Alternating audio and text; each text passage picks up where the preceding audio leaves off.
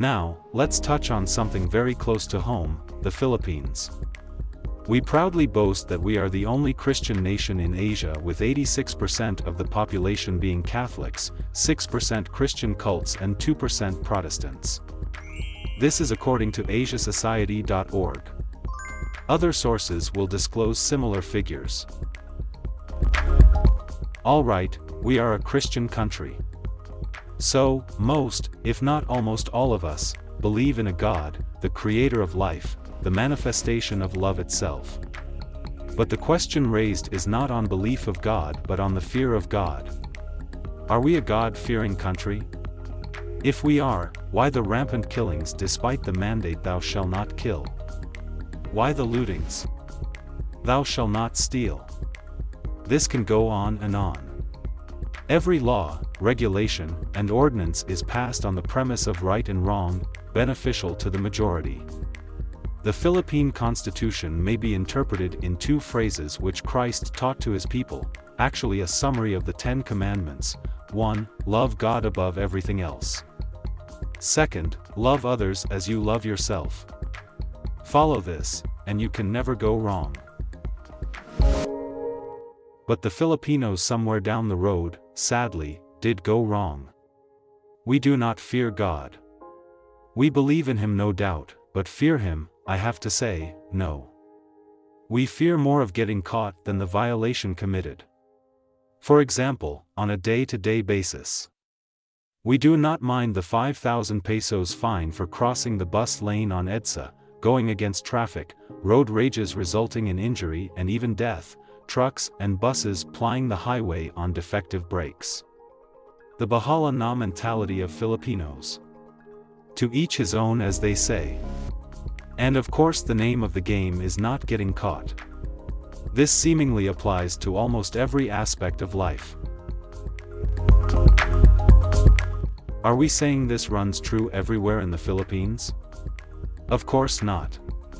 But generally where population goes uncontrolled, chaos rules.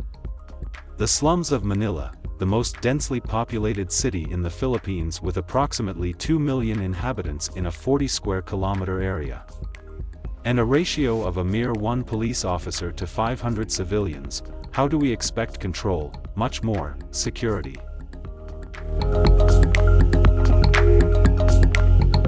How are we faring in Southeast Asia as the safest country to visit? Unfortunately, we are not included in the list. Singapore, Malaysia, and Vietnam are the safest according to the Global Peace Index. Japan is known for its very low crime rates and high public safety standards.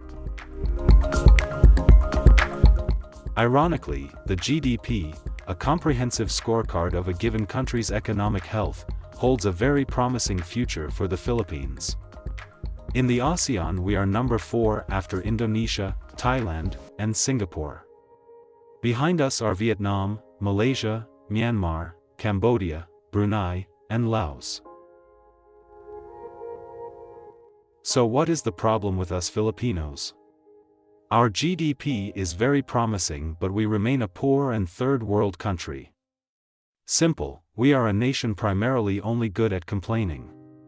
In fact, we are an expert at it. We all know what should be done.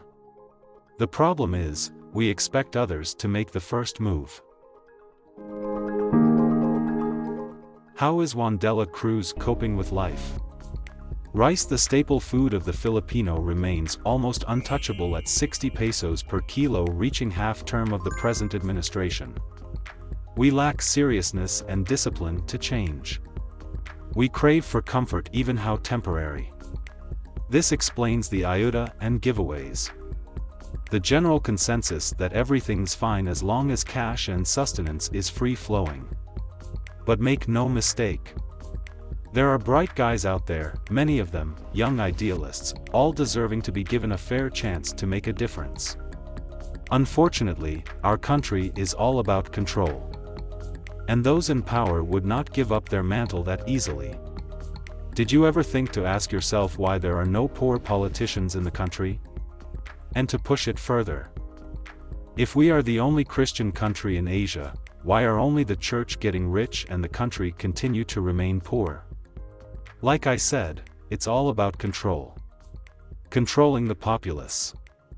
Maintaining the status quo. We remain poor, they remain rich.